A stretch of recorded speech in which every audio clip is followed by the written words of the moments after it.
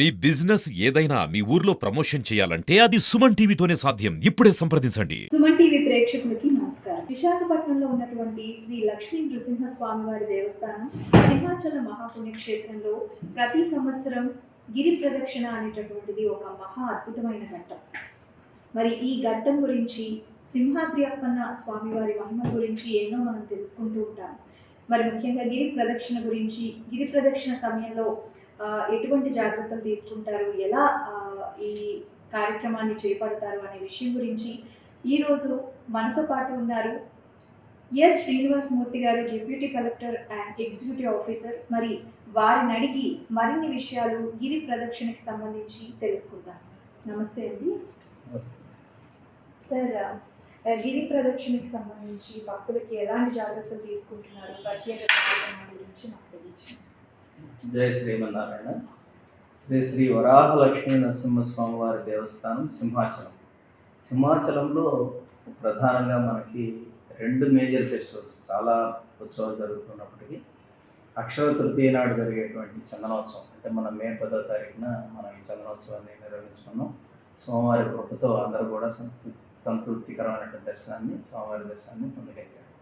ఇప్పుడు రెండవ మేజర్ ఫెస్టివల్గా మనం అనుకున్నది గిరి ప్రదక్షిణ. సింహగిరి చుట్టూ కొండ చుట్టూ 32 కిలోమీటర్లు ఈ ప్రదక్షిణని భక్తులు విశేషంగా చేయడం జరుగుతూ ఉంది. ఇది మనం యాక్చువల్గా స్వామివారికి, అంటే ముందుగా ఈ గిరి ప్రదక్షిణ నేపథ్యానికి ముందుగా స్వామివారికి మనం 4 విడతల చందన సమర్పణ చేస్తాం. ఇప్పటి వరకు 3 విడతల చందన సమర్పణ జరిగింది. ఆషాఢ పౌర్ణమి అంటే 21వ తారీఖున జరిగే ఆషాఢ పౌర్ణమికి ఒకరోజు ముందుగా ఈ గిరి ప్రదక్షిణ కార్యక్రమం స్టార్ట్ అవుతుంది. అంటే 20వ తారీఖున ఈ గిరి ప్రదక్షిణ స్టార్ట్ అవుతుంది. అంటే ముఖ్యంగా ఎవ్రీ ఇయర్ ఆషాఢ శుద్ధ చతుర్దశి నాడు ఈ గిరి ప్రదక్షిణ చేపట్టడం జరుగుతుంది. దీనికి సంబంధించి భక్తులు దాదాపు లక్షల సంఖ్యలో, అంటే 5-6 లక్షల మంది వచ్చే అవకాశం ఉన్న దృష్ట్యా మొన్ననే 9వ తారీఖు నాడు కలెక్టర్ వారు అన్ని శాఖలతో కూడా ఈ యొక్క సమన్వయ కమిటీ సమావేశాన్ని కూడా ఏర్పాటు చేశారు.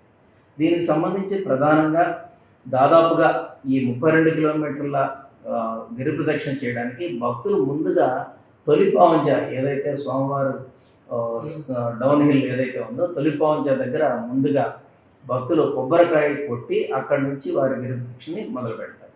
దీనికి గాను అక్కడ దాదాపుగా మనం ఒక 100 వరకు గడ్డర్స్, అంటే కొబ్బరికాయ కొట్టడానికి ఏర్పాట్లు, ఒక 50 క్యూ లైన్స్ మనం అక్కడ ఏర్పాటు చేసాం.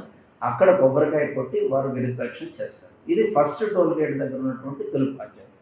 రెండో టోల్ గేట్ ఇటీవల కాలంలో అడివరం దగ్గర నుంచి కూడా రెండో టోల్ గేట్ ఉంది.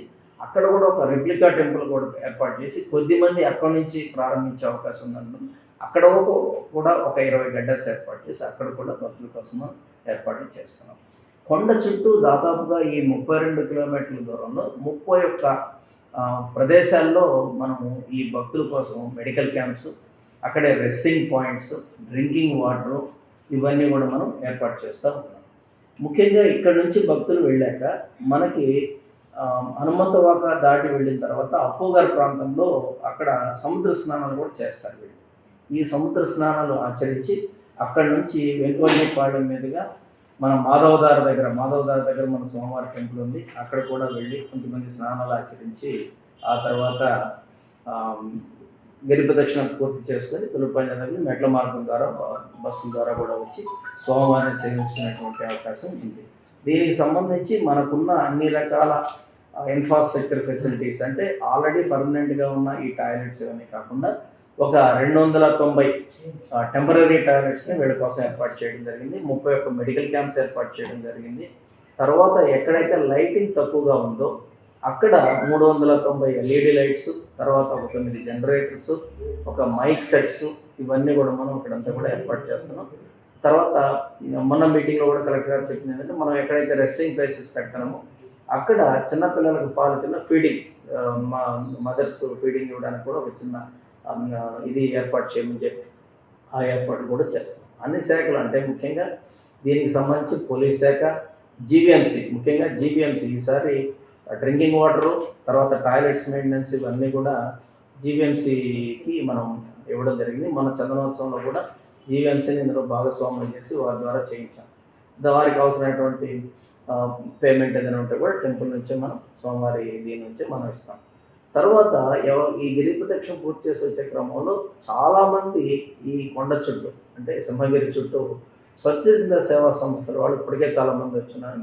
వాళ్ళందరితో కూడా 15-16 తారీఖులో ఒక మీటింగ్ కూడా తీసుకుంటున్నాం మేము. తీసుకొని భక్తులకి వారు విశేషంగా అంటే డ్రింకింగ్ వాటర్తో పాటు అంటే డ్రింకింగ్ వాటర్ ఎలాగ మనం అరేంజ్ చేస్తున్నాం అదర్ బటర్ మిల్క్ కానివ్వండి, తర్వాత కొంత ప్రసాదం అన్నప్రసాదం వితరణ కానివ్వండి, బిస్కెట్స్ కానివ్వండి, మిల్క్ కానీ ఇవన్నీ కూడా ఇవ్వడానికి కొద్దిమంది స్వచ్ఛందంగా వచ్చి గత కొన్ని సంవత్సరాల నుంచి వారు ఇందులో భాగస్వాములు అయి ఉన్నారు. వారందరూ కూడా ఈ కార్యక్రమంలో పాల్గొంటారు. అది గవర్నమెంట్ సైడ్ నుంచి మనం చేసే కాకుండా వాళ్ళు కూడా చేస్తున్నారు. వీరందరూ మనకు మరలా స్వామివారి దర్శనానికి అంటే ఇంతమంది వచ్చినప్పటికీ కూడా స్వామివారి దర్శనానికి వచ్చేసరికి మనకి 20వ తారీఖు 21వ తారీఖు 2 రోజులు మనకి ప్రధానంగా స్వామివారి దర్శనం మనం ఏర్పాటు చేయాలి.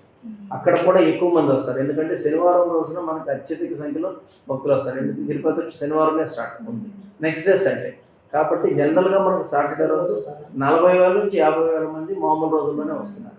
సో ఈ గిరి ప్రదక్షిణ సంబంధించి 50,000 మంది పైచలకు వచ్చే అవకాశం ఉందనే ఉద్దేశంతో మనం ఆ ఏర్పాట్లు కూడా చేస్తూ ఉన్నాం. అప్పు గారి దగ్గర 3 షిఫ్ట్లో కూడా రచయిత గారు కూడా మనం ఏర్పాటు చేస్తాం. ఫిషరీస్ డిపార్ట్మెంట్ ఈ ఏర్పాట్లు చూసుకుంటా ఉంటుంది. అదేవిధంగా ఈ దర్శనానికి వచ్చే వాళ్ళకి మీ ద్వారా నేను ఈ టైమింగ్స్ ఒకటి తెలియజేద్దాం అనుకున్నాను. ఎందుకంటే భక్తులకి టైమింగ్స్ తెలియడం చాలా అవసరం కాబట్టి ఉదయము 20వ తారీఖు ఉదయము 6:30 నుంచి మధ్యాహ్నం 2:30 గంటల వరకు దర్శనాలు ఉంటాయి.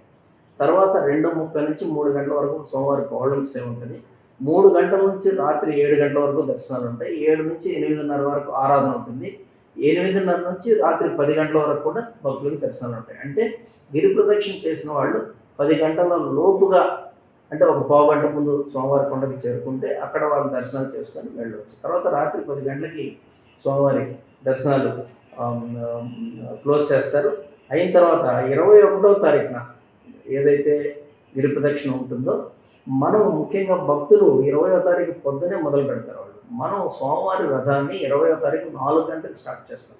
ఇక్కడ శాస్త్రబద్ధంగా పూజలు చేసిన తర్వాత ఆ రథం కూడా మనకి 10-10:30 మధ్యలో నైట్ ఇక్కడికి చెప్పుకునే అవకాశం ఉంది. 21వ తారీఖున ఎవరైతే రథంతో చుట్టూ ప్రదక్షిణ చేస్తారో వాళ్ళు ఆ నైట్ వచ్చేసరికి దర్శనాలు ఉండగా నెక్స్ట్ డే అర్లీ మార్నింగ్ దర్శనానికి వచ్చే అవకాశం ఉంది.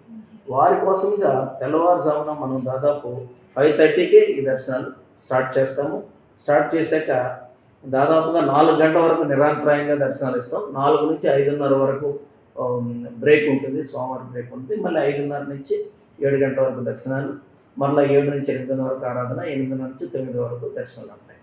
ఇవి కాకుండా మేము గిరి ప్రదక్షిణ చేయలేము, మేము గుడి ప్రదక్షిణ చేస్తాం అన్న వాళ్ళకు కూడా మనం 21వ తారీఖు పొద్దున 3 గంటల నుంచి తెల్లవారుజామున 3 గంటల నుంచి గుడి చుట్టూ ప్రదక్షిణ చేసేదానికి కూడా మనం అవకాశం ఇస్తున్నాం. వాళ్ళు గుడి ప్రదక్షిణ చేసుకొని ఈ టైమింగ్స్ ఏవైతే మన టైమింగ్స్ ఉన్నాయో వీటిని బేస్ చేసుకొని స్వామివారి దర్శనం తీసుకొని వెళ్ళొచ్చు. వెళ్ళిన వారికి ఉచిత ప్రసాదం ఉంటుంది. అన్నప్రసాద వితరణ కూడా కొండ మీద కూడా అన్నప్రసాద వితరణ ఉంటుంది.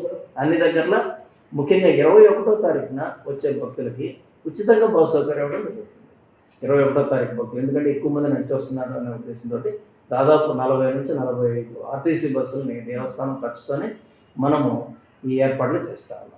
భక్తులకు ఏ విధమైన సౌకర్యం కలగకుండా స్వామివారిని చందనోత్సవం రోజు ఎలా సేవించుకొని సంతృప్తి పొందారో అదేవిధంగా ఈ గిరి ప్రదక్షిణ రోజు కూడా వారు ఆ విధమైనటువంటి సంతృప్తిని పొందాలని అదేవిధంగా దేవస్థాన సిబ్బంది కూడా అందరూ సహకరించి అందరూ కూడా మంచిగా స్వామివారి కృపకు పాత్రలు కావాలని ఈ విధంగా కోరుకుంటున్నాను. జై Shri Ram. Thank you so much sir. ఎంతో చక్కగా ఎక్స్ప్లెయిన్ చేశారు. మరి శ్రీ సింగారపు శ్రీనివాసమూర్తి గారు ఎగ్జిక్యూటివ్ ఆఫీసర్ అలాగే డిప్యూటీ కలెక్టర్, వీరు దేవాదాయ శాఖకి సంబంధించి మనకి గిరి ప్రదక్షిణ ఏ విధంగా భద్రత ఏర్పాట్లు చేస్తున్నారు, అలాగే భక్తులకి మరొక అవకాశం కూడా గిరి ప్రదక్షిణతో పాటు మరి స్వామివారి గుడి చుట్టూ తిరిగే అవకాశం కూడా, అంటే 20వ తేదీ గిరి ప్రదక్షిణ కాబట్టి 21వ తేదీన అప్పన్న స్వామి చుట్టూ ప్రదక్షిణ చేసే అవకాశం కూడా కల్పించారు. ఎన్నో భద్రతా ఏర్పాట్లు ఇప్పటి వరకు వివరించారు. మనకి సార్ చెప్పినట్లు చందనోత్సవంలో భాగంగా మరి 2వ ముఖ్యమైన ఘట్టం గిరి ప్రదక్షిణ. కళ్ళకి కట్టినట్టు ఎంతో చక్కగా మనకి వివరించి తెలియజేశారు. భక్తులందరూ విశాఖపట్నంలోనే కాకుండా మరి సింహాచలం మహాపుణ్యక్షేత్రం, ఈ క్షేత్రానికి విచ్చేసినటువంటి భక్తులు ఇక్కడే కాకుండా ఫారినర్స్ కూడా విచ్చేస్తూ ఉంటారు. వాళ్ళందరికీ కూడా ఎటువంటి అభద్రతా సౌకర్యాలు కలగకుండా భక్తులందరూ కూడా స్వామివారిని కొలుచుకునేందుకు అత్యంత వైభవోపేతంగా జరిగేటటువంటి ఈ గిరి ప్రదక్షిణ రోజున ఎంతో భద్రతా సౌకర్యాలు కల్పిస్తున్నారు మన దేవాదాయ మరి సింహాచలం పుణ్యక్షేత్రం సిబ్బంది వారు, ఆలయ కమిటీ వాళ్ళు. మీరందరూ కూడా అప్పన్న స్వామి కృపకి పాత్రులు కాగలరని మేము కూడా కోరుకుంటున్నాం. నమస్తే.